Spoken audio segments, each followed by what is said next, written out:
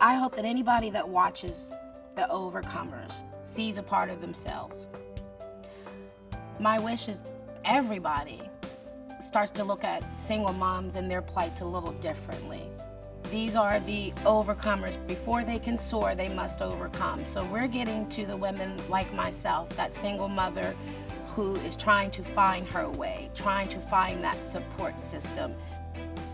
My children are grown now, but because that focus was single motherhood, and I knew how trying it was, you know, to raise children alone. Even if the fathers are there, it's still difficult. From that perspective, I was like, you know, yes. The second fold was that the targeted area was Bonton. And Bonton is one of those areas in Dallas that the local government never wanted to put any money into it until gentrification became a thing in Dallas. We had over 500 women apply.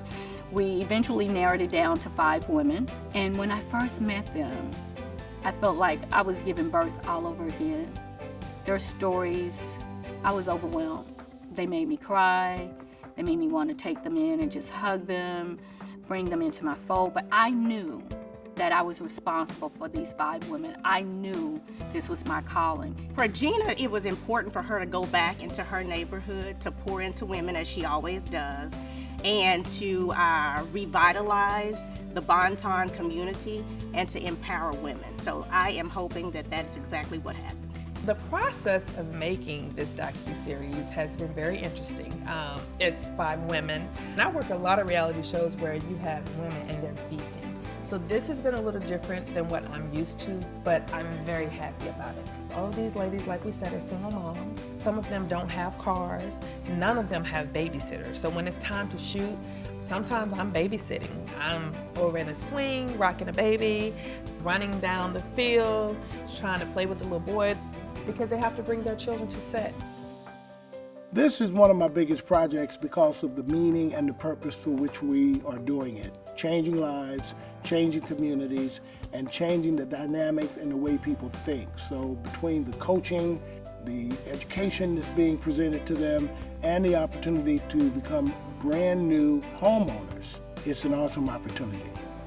I want a lot of women, especially women of color, to band together and build a sisterhood.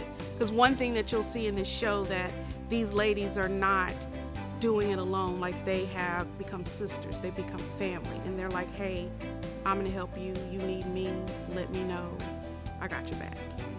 They've developed a bond with each other, and they're motivating each other. In addition to that, we have a lot of women on our crew, and we're bonding, and we're learning things about each other. What goes in here and the thoughts that are here, you know, it affects everything. It affects your lifestyle, your body, everything. And I think that they're starting to realize that, and when they talk to me about it, it's like they're my best friends, and we've all been hanging out for so long, and we're totally rooting for each other. And I love that. I think that that's the biggest thing about this group, is that they all deserve to have a little something.